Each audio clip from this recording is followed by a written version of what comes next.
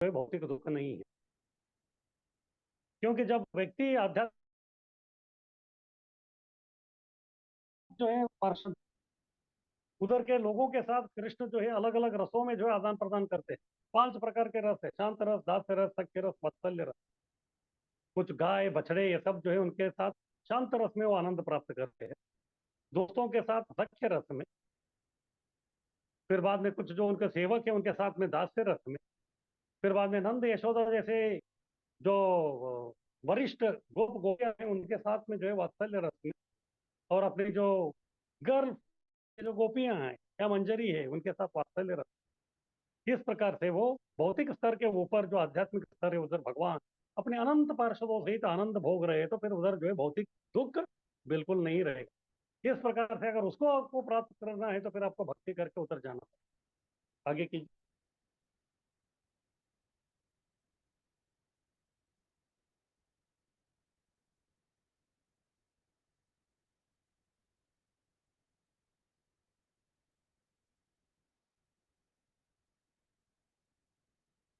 तो उधर जो है कोई विरोध या झगड़ा नहीं है।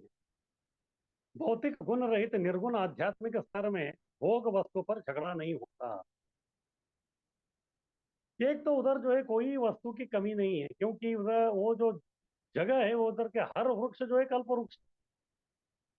हर वृक्ष कल्प वृक्ष होने के कारण आपको जो चाहिए वो उधर आपको मिलेगा। और सुरभि जो गाय है वो भी कामधेनु है, आपको जो चाहिए वो सब जो है वो प्राप्त करके दे देगी। फिर झगड़ा क्यों करने? झगड़ा कभी एक होता है, एक को कुछ ज्यादा मिल गया एक को कम मिल गया, जब भेदभाव होता है तो फिर झगड़ा होता है। उधर सबके पास इतना है इतना है इतना है, तो किसी के साथ झगड़ा क्यों करेगा वो? उसमें जो है वो व्यक्ति जो बहुत आनंद में है। इस प्रकार से भौतिक गुण रहित निर्गुण आध्यात्मिक स्तर, उधर जो है भौतिक गुण बिल्कुल नहीं। उस आध्यात्मिक इसमें भौतिक गुण जो है बिल्कुल नहीं है, इसलिए वो निर्गुण है। और उधर भोग वस्तु पर जो है कभी झगड़ा नहीं होता। इधर जो है हमेशा झगड़ा रहता है। क्यों? क्योंकि इधर हर भोग वस्तु जो है बहुत ही कम मात्रा में। जैसे हमारा ये अनुभव है, इस्कॉन में जो अगर कोई प्रोग्राम होता है, तो अभी कोई फेस्टिवल है, तो फिर हम लोगों ने जो है फेस्टिवल का फीस्ट में गुलाब जामुन बनाए। लेकिन गुलाब जामुन जो है हम लोग लिमिटेड यानी कि सीमित इसमें बनाया है। बोले तो 200 लोग आने वाले हैं तो फिर 200 ही बनाए हम लोग। गुलाब जामुन अगर आपको अच्छा भी लगता है तो फिर जितना चाहिए उतना अनगिनत नहीं खा सकते। फिर बाद में जो है अगर झगड़ा करेंगे तो फिर गुलाब जामुन के ऊपर झगड़ा भी हो सकता है, अरे उसको दो दे दिया मुझे नहीं दिया, ये है। लेकिन उधर ऐसा नहीं है। भोग वस्तु के ऊपर जो है झगड़ा बिल्कुल नहीं होता। इसी प्रकार से ये जो कृष्ण भावना जो है, कृष्ण भावना जो है, जैसे Krishna consciousness is beyond right और रॉन्ग। ये सही है या गलत है, इसके परे जो है कृष्ण भावना काम करता है। भक्ति जो है इस प्रकार से काम काम करता है। एक बार हमारा न्यू वृंदावन में कोई भक्त रहते थे उधर।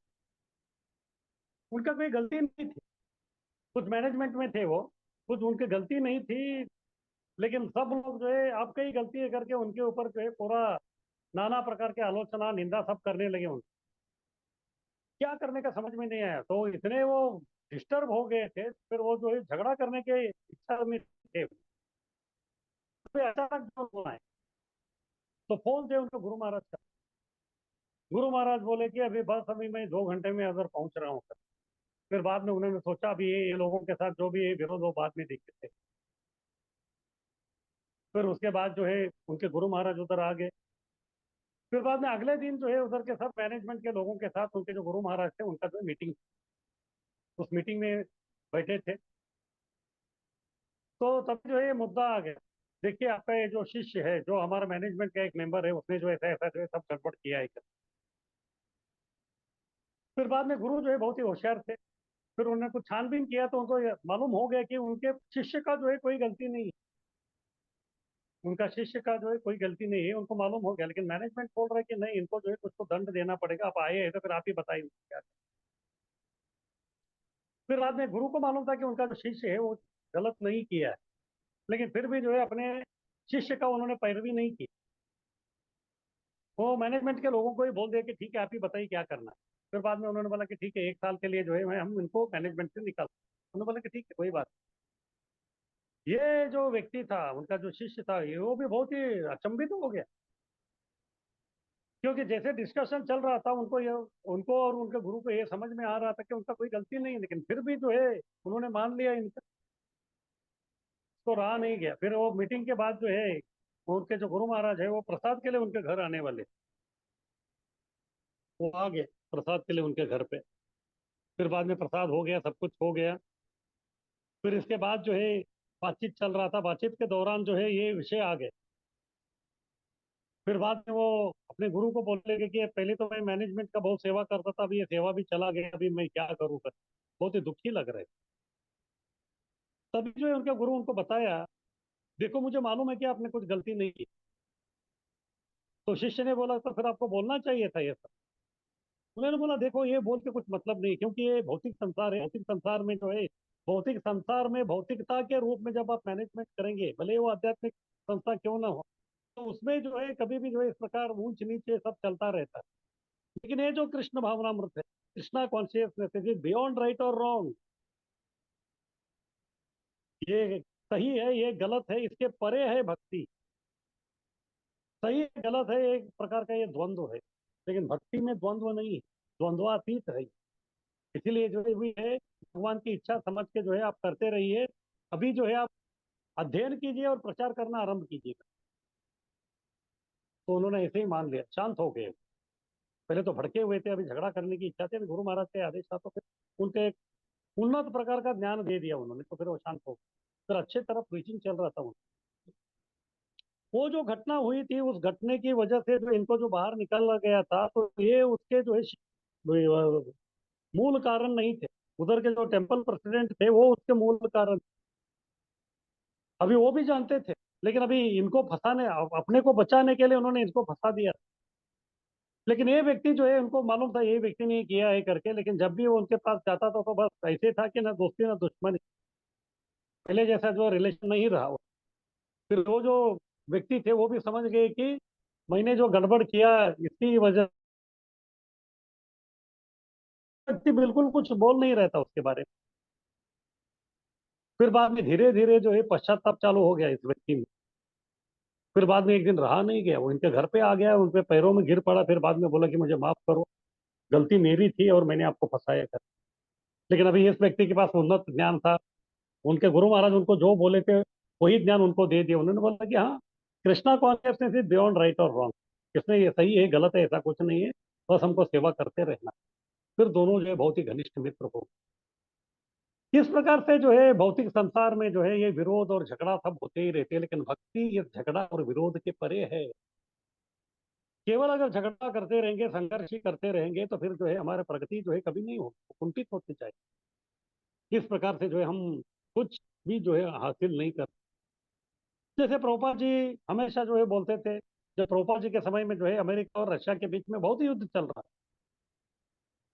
दोनों के पास जो है गाइडेड मिसाइल थे, इसने एक बटन दबा दिया तो वो भी एक बटन दबा सकता था। लेकिन कृष्ण भावनामृत का प्रचार अमेरिका रशिया दोनों में चल रहा था, दोनों के इसमें भक्त बन गए, दोनों जो है मायापुर आते थे। भले ही अमेरिका के भक्त हो या फिर रशिया के भक्त हो, अपने आप को जो है वो अमेरिका के है रशिया के है ऐसा वो नहीं समझते। वो केवल ये समझते थे कि हम लोग भक्त हैं। हालांकि उनके दोनों देश जो है कट्टर दुश्मन थे, लेकिन ये लोग जो है बहुत अच्छे मित्र थे। क्यों? क्योंकि उन्होंने अपना एक केंद्र का, एक उद्देश्य का, एक एकत्व को प्राप्त कर लिया था, क्योंकि वो समझ गए थे कि कृष्ण ही हमारा जो है परम पिता है। इसलिए आपस में जो है कोई बैर नहीं था। इसलिए उधर जब एकत्व को प्राप्त करते तो कोई विरोध या झगड़ा नहीं हो। चौथा है मोह तथा शोक विहीन होंगे, जैसे इस मंत्र में बोल रहे हैं। इस प्रकार ये जो महाभागवत सबका एकत्व के रूप में देखता है तो फिर उसके जीवन में वो कभी मोहित नहीं होता या फिर किसी के ऊपर शोक नहीं करता। भोग का असली केंद्र भगवान का आध्यात्मिक रास नृत्य है। भगवान भी जो है भोगता है, वो भी नाना प्रकार के लीला करते हैं, लेकिन सबसे ज्यादा वो भोग करते, ज्यादा उनको आनंद मिलता है वो है रास लीला। इसलिए भोग का असली केंद्र जो है भगवान का आध्यात्मिक रास नृत्य है। तो हमको क्या करना पड़ेगा? हमको जो है भगवान का नकल करके अपना कोई रास लीला नहीं करना चाहिए। भगवान का नकल करते हुए जो व्यक्ति जो है भगवान का रास लीला करता है, तो फिर प्रभुपाद जी बोलते थे कि वो रास लीला नहीं है, वो रैस्कल लीला है। हमको रैस्कल नहीं बनना। हम भगवान के साथ रहने तथा दिव्य रुचि वाला विरोध रहित जीवन बिताने के लिए है। बस हमको क्या करना है? हमको भी एकत्व या परिपूर्ण होके उस रास नृत्य में जाके भाग लेना। अभी उसी रास नृत्य में जो आनंद वो लोग प्राप्त करते थे, उसी को जो है हम लोग चैतन्य महाप्रभु की कृपा से संकीर्तन में जब हम लोग नृत्य करते तो उसी प्रकार का आनंद हमको मिलता। संकीर्तन में जो है नृत्य करते हुए हरे कृष्ण महामंत्र बोलना, फिर उधर कृष्ण के साथ रास में नृत्य करना, दोनों एक समान। गुणात्मक दृष्टि से दोनों एक समान है, दोनों जो है एक ही समान के प्रकार के जो है आपको आनंद का अनुभव करा के देते हैं। इस प्रकार से हम लोग जो है यानी कि जीवात्मा भगवान के साथ रहने के लिए हम लोग, क्योंकि हम भगवान के ही अंश है, और दिव्य रुचि वाला विरोध रहित जीवन बिताने के लिए यानी कि आध्यात्मिक जीवन भक्ति में जीवन बिताने के लिए हम लोग हैं। कुत्ते बिल्ली जैसा जो है झगड़ा करने के लिए हम लोग इधर नहीं। उस स्तर पर मोह तथा शोक का प्रश्न ही नहीं होता जब हम आध्यात्मिक स्तर पे है। तो शोक और मोह कभी सताते जब हम लोग भौतिक स्तर पे रहेंगे। जब भक्ति में जीवन में हम आएंगे, उन्नत स्तर प्राप्त करेंगे, तभी जो है न मोह न शोक जो है हमको बाधित करेंगे।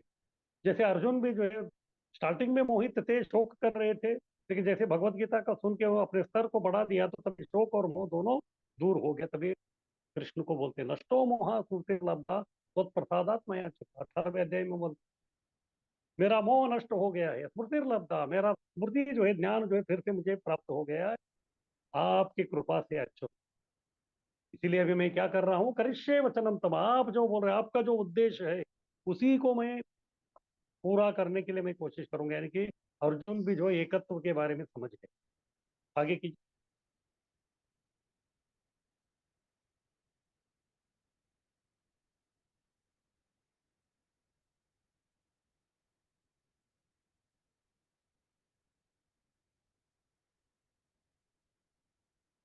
तो ये हो गया एकत्व का सकारात्मक यानी कि लाभ, आनंद मिलेगा, दुख चला जाएगा, ये सब। यानी अगर हम लोग एकत्व को नहीं मानेंगे तो फिर उसका परिणाम, नकारात्मक परिणाम क्या होंगे वो अभी बता रहे हैं। सबसे पहले नास्तिक समाज बने। क्यों? हर कोई व्यक्ति जो अपने स्वार्थ के लिए काम कर रहा है, भगवान के अस्तित्व के बारे में उनका कोई ये नहीं है, और भगवान के उद्देश्य पूर्ण करने के लिए किसी को भी पड़ी नहीं, तो तब जो है क्या होगा, नास्तिक समाज ही पैदा होगा। इस प्रकार से अभी देखते हैं पूरा विश्व में जो है नास्तिक समाज, कई गिने चुने जो है लोग हैं भक्त लोग। हाँ, तो वो लोग भक्ति कर रहे हैं बस, बाकी जो है पूरा नास्तिक समाज बन गया, क्योंकि वो भगवान का एकत्व को नहीं समझ रहे। भगवान का एकत्व यानी कि सभी जो जीव है भगवान के ही अंश है, ये नहीं समझ रहे। ईश्वर विहीन सभ्यता का उदय माया से होकर परिताप या शोक मिलता है। ईश्वर विहीन सभ्यता यानी कि नास्तिक समाज, उसका उदय हो जाता है। ये क्यों होता है? क्योंकि माया के वशीभूत होने के कारण ये लोग जो है इस प्रकार से सोच के जो है वो फिर ईश्वर विहीन सभ्यता नास्तिक समाज में आ जाते हैं। फिर लोगों को क्या मिलेगा? परिताप, तीन प्रकार का तापत्र, अधिभौतिक, अधिदैविक और आध्यात्मिक। दुर्गा देवी उनको बार बार वही देती है, और केवल शोक मिलता रहता है। आधुनिक राजनेता लाया हुआ नास्तिक सभ्यता कभी भी नाश हो सकता है। ये लोग अभी जो इतना सब जो समस्या आ रही है समाज में, इसका मूल कारणीभूत व्यक्ति ये राजनेता लोग ही है। ये राजनेता लोग अपने स्वार्थ के लिए जो है नाना प्रकार के जो है नियम कानून बना के जो है लोगों को गुमराह करके इतना सब, वो बोलते हैं कि बस अभी जो है ये संसार उड़ने वाला है, ये कभी भी नाश हो सकता है। तो ठीक है बेटा, आप बोल रहे हैं, लेकिन इसका फायदा किसने किया? जैसे अभी हम लोग देखते हैं तो कुछ लोग जो है टेररिस्ट लोगों को जो है तैयार करते हैं, क्यों? शत्रुओं के ऊपर जो है ये करने के लिए। तो ठीक है, अभी ये टेररिस्ट लोग आके शत्रुओं को संहार कर दिया, फिर शत्रुओं का जो है एरिया क्या हो गया, अभी मिल गया, तो उसके बाद वो टेररिस्ट लोगों का क्या करेंगे? उनको तो अभी आदत हो गया है सबको जो है गोली चलाना, ये सब, फिर उसके बाद वो आपके ऊपर ही वार करेंगे वो। जैसे तालिबान का जो है ये लोगों ने निर्माण किया, हाँ पाकिस्तान का ही हो ये, फिर बाद में उन्होंने क्या किया, अफगानिस्तान के लोगों के ऊपर अत्याचार सब कुछ कर दिया। अभी अफगानिस्तान का काम हो गया, फिर ये लोग चुप नहीं बैठे, अभी जो है उनको जो निर्माण किया था वही जो पाकिस्तान है उन्हीं के ऊर टूट पड़े। इस प्रकार से ये प्रॉब्लम जो है वही लोग लेके आते, फिर बाद में चिल्लाने लगते कि अरे नाश हो रहा है, नाश हो रहा है, नाश हो रहा है। अरे नाश होने का वो आप ही इस प्रकार से काम किया। इसलिए भगवत गीता 7वें अध्याय के 10वें श्लोक में जो है कृष्ण बोलते हैं कि इससे कैसे छुटकारा प्राप्त करेंगे हम। दैवी ऐसा गुणमयी मम माया दुरत्या मामे वे प्रपद्यन्ते माया मेताम तरंति। ये जो प्रकृति है दैवी है, क्योंकि ये मेरी प्रकृति है, इसको पार करना असंभव है। लेकिन कौन पार कर सकता है? माम एव ये प्रपद्यन्ते, जो व्यक्ति मुझे शरणागत होता है केवल वही व्यक्ति जो इसको पार कर सकता है, अन्यथा दूसरा कोई व्यक्ति इसको पार नहीं कर। सभी मोह तथा चिंता से मुक्त होने सब स्वार्थ को एकत्व यानी कि भगवान से लाना पड़ेगा। तो इसका उपाय क्या है? एक ही उपाय है, हमारा जो भी अनर्थ है, जो भी स्वार्थ है, वो सब जो है कृष्णार्पण करना है, सब भगवान की सेवा में लगा। हाँ, हमारे पास कुछ तो हुनर है, कुछ तो कला है, उसको अपने लिए न इस्तेमाल करते हुए उसको भगवान की सेवा में लगाना। जो तो कहने का तात्पर्य ये है कि हम लोग जो है कर्मा नाम का एक बैग, हमारा पिछले जन्मों का जो कर्मा है उस नाम का जो है बैग लेके हम लोग पैदा हुए। अभी वो बैग को हम लोग नहीं रख सकते, हाँ, क्योंकि वो हमारा कर्मा है। तो अभी क्या करना पड़ेगा?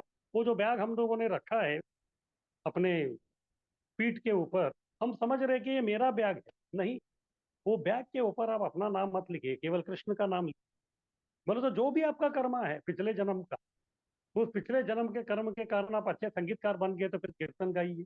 आप अच्छे चित्रकार बन गए तो फिर भगवान का चित्र ये करिए। आप अच्छे जो है ब्राह्मण बन गए तो फिर भगवान का जो है वो पूजा पाठ में आप लग जाइए। इस प्रकार से अपना जो कर्म है तो उसको जो है भगवान को अर्पण करना पड़ेगा। तब जाके जो है सभी मोह तथा चिंता से मुक्त होने सब स्वार्थ को एकत्व में लाना पड़ेगा। मतलब जो भी कर्म स्वार्थ है वो भगवान को अर्पण करना है, उसमें भगवान को लेके आना है। तब जाके जो है नास्तिक समाज न होते हुए हम लोग एकत्व को मान के हम लोग आगे बढ़ आगे की।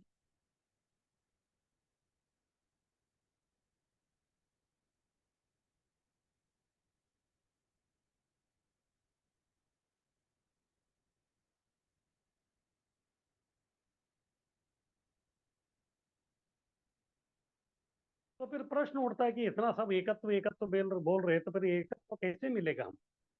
भगवान जीव दोनों निराकार नहीं, न जीव जो है वो निराकार है, न भगवान जो है वो निराकार है। दोनों सच्चिदानंद है, दिव्यानंद, ज्ञान, शाश्वत जीवन से परिपूर्ण है। सत्य यानी कि शाश्वत, चित्त यानी कि ज्ञान, फिर बाद में आनंद यानी कि दिव्यानंद, दोनों सच्चिदानंद है और इससे जो है वो परिपूर्ण है। आध्यात्मिक जीवन की यह असली स्थिति है। लेकिन इसका अनुभव कभी होगा व्यक्ति को? जब वो आध्यात्मिकता का जीवन में आएगा तभी उसको मालूम पड़ेगा कि वो सच्चिदानंद। तब तक जो उसको सच्चिदानंद का अपना स्वरूप के बारे में बिल्कुल मालूम नहीं रहेगा।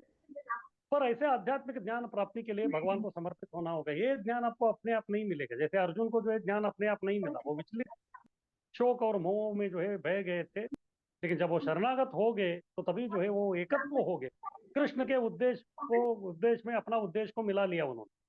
इस प्रकार से एकत्व हो गए तो तभी जो है उनको आध्यात्मिक ज्ञान प्राप्ति हुई। इसके लिए वो भगवान को समर्पित हो गए।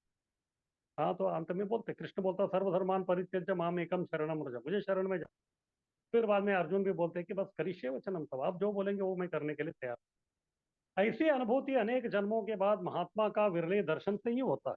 तो इस प्रकार का जो अनोखा ये जो अनुभूति है आध्यात्मिकता, ये सामान्यतः नहीं होती। ये अनेक जन्मों के बाद बहुनाम जन्म नाम अंते ज्ञानवान माम प्रपद्यते वासुदेव सर्वमिति स महात्मा सुदुर्लभ, बहुत ही सुदुर्लभ। महात्मा का विरला सुदुर्लभ दर्शन से ही अनेक जन्मों के बाद, हाँ, इस प्रकार का जो है अनुभूति व्यक्ति कर सकता है। जैसे प्रभुपाद जी जो है पाश्चात्य देश में गए, उस महात्मा का संग वो लोगों ने किया, तो फिर वो लोगों को जो है विरला जो ज्ञान था उसका जो है तब बहुत ही उन्नत भक्त बने। पर एक बार मिला तो जन्म मृत्यु पथ से मुक्त हो जाएंगे। एक बार अगर उसको ये मिल गए, कौन सा? आध्यात्मिक साक्षात्कार, फिर वो व्यक्ति जो है जन्म मृत्यु पथ से निकल जाएगा, क्योंकि वो भगवान से एकत्व हो जाएगा, भगवान के उद्देश्य में एकत्व हो जाएगा, भगवान जो बोलेंगे वो करने के लिए तैयार हो जाएगा। इस प्रकार करने से उसका स्वयं का जो जीवन है परिपूर्ण होगा। और जैसे उसका जीवन स्वयं का जो है परिपूर्ण हो जाएगा तो फिर उसका इधर क्या काम भौतिक जगत में? इस दुखालय महाशाश्वतम में बैठ के वो क्या करे? तो उसका काम होगा आध्यात्मिक जगत में जाके भगवान के रास नृत्य में नृत्य करते हुए दिव्यानंद को प्राप्त आगे की।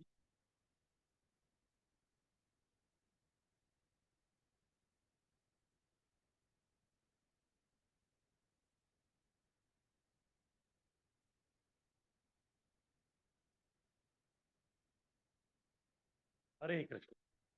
तो किसी का कुछ प्रश्न है इस मंत्र के बारे में?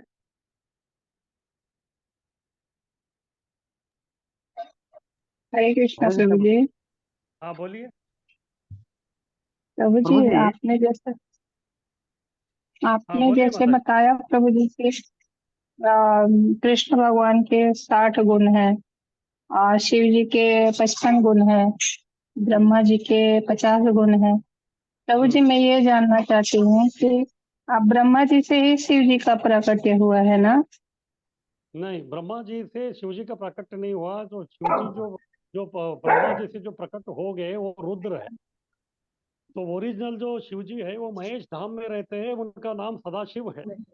और ये जो प्रकट हो गए ये भौतिक जगत के जो है वो शंकर जी है, उनको रुद्र कहते हैं। 11 रुद्र जो है वो प्रकट हो गए। लेकिन हम जो बात कर रहे हैं ब्रह्मा जी से भी ऊपर जो महेश धाम में बैठे हैं वो सदाशिव के बारे में। ये ब्रह्मलोक से भी ऊपर है, ऊंचा इसमें है वो महेश धाम। तो उधर जो है भगवान रहते हैं सदाशिव। तो वो सदाशिव में जो है ये गुण है, 55 गुण। ये शिव जी जो रुद्र है उनका नहीं? नहीं, ये जो है एक प्रकार के ये जीव तत्व है, ये ब्रह्मा जी से निर्मित है। लेकिन वो जो ओरिजिनल जो शंकर जी है वो भगवान ही जो है, जैसे दूध दही बनता है ना वैसे भगवान विष्णु ही वैसे शिव जी बन गए हैं। उनको सदाशिव बोलते हैं प्रभु जी। उनको सदाशिव कहते हैं। और वो जो रहते हैं उसका धाम का नाम है महेश धाम। और उसके नीचे ही धाम है, उनके पार्वती का धाम है। उसके बाद ये सब ब्रह्मलोक वगैरह सब आरंभ होता है। प्रभु जी, सदाशिव जो भगवान जो है उनकी पत्नी भी पार्वती है? हाँ, तो उनका जो है देवी कहते हैं उनको, उसको देवी धाम कहते हैं, उनको देवी कहते हैं, देवी धाम। और वो देवी का ही अंश जो है वो सब शंकर जी है या फिर पार्वती है इधर देवी का। और वो सदाशिव का अंश जो है वो शंकर जी है इधर।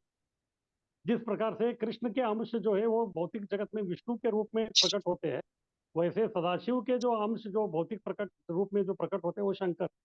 और देवी धाम में रहने वाली जो देवी है उनका जो भौतिक प्रपंच भौतिक जगत में जो अंश प्रकट होता है वो पार्वती जी या सती जी है। जी प्रभु जी, धन्यवाद हरे प्रभु जी। हरे हरे हरे। हरे कृष्ण प्रभु जी। हाँ हाँ, बोलिए प्रभु। वो जो आपने कृष्ण के 64 गुण बोले, जो 4 गुण ज्यादा है वो उसमें कितना?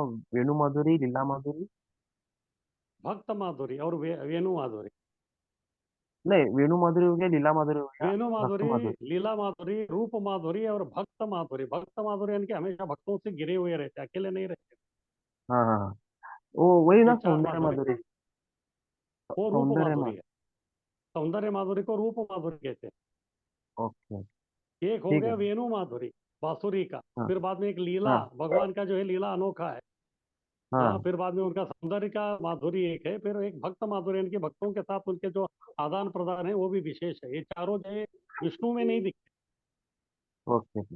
विष्णु, हाँ, विष्णु में नहीं दिखते, इसलिए जो है इनमें ये 4 गुण विशेष है। Okay okay. हरे कृष्ण। हरे धन्यवाद। हरे कृष्ण प्रभु जी। हाँ बोलिए।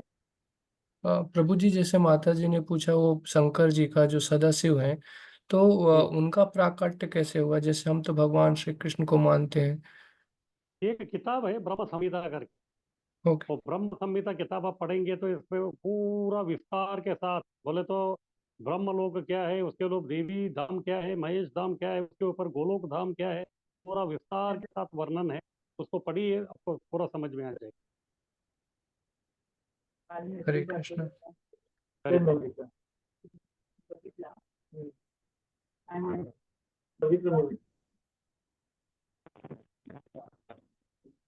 तो ठीक है, किसी का कुछ प्रश्न नहीं तो फिर हम लोग कल मिलते हैं। ठीक है, बहुत बहुत धन्यवाद। वांछा कल्पतरुभ्यश्च कृपा सिन्धुभ्येव च पतितानां पतितानां वैष्णवेभ्यो नमो नमः। हरे कृष्णा प्रभु जी, कृष्ण दंडवत प्रभु प्रणाम। जी। हरे कृष्ण कृष्ण प्रभु प्रभु जी, जी। क्वेश्चन था। दंडवत प्रभु जी। हरे कृष्ण प्रभु जी, दंडवत हरे प्रणाम। कृष्णा प्रभु जी, दंडवत हरे कृष्ण प्रणाम। प्रभु हरे जी, दंडवत कृष्णा प्रभु जी, दंडवत प्रणाम। प्रणाम। हरे कृष्ण प्रभु जी, दंडवत हरे प्रणाम। कृष्ण प्रभु जी, दंडवत प्रणाम। हाँ प्रभु जी, दंडवत प्रणाम।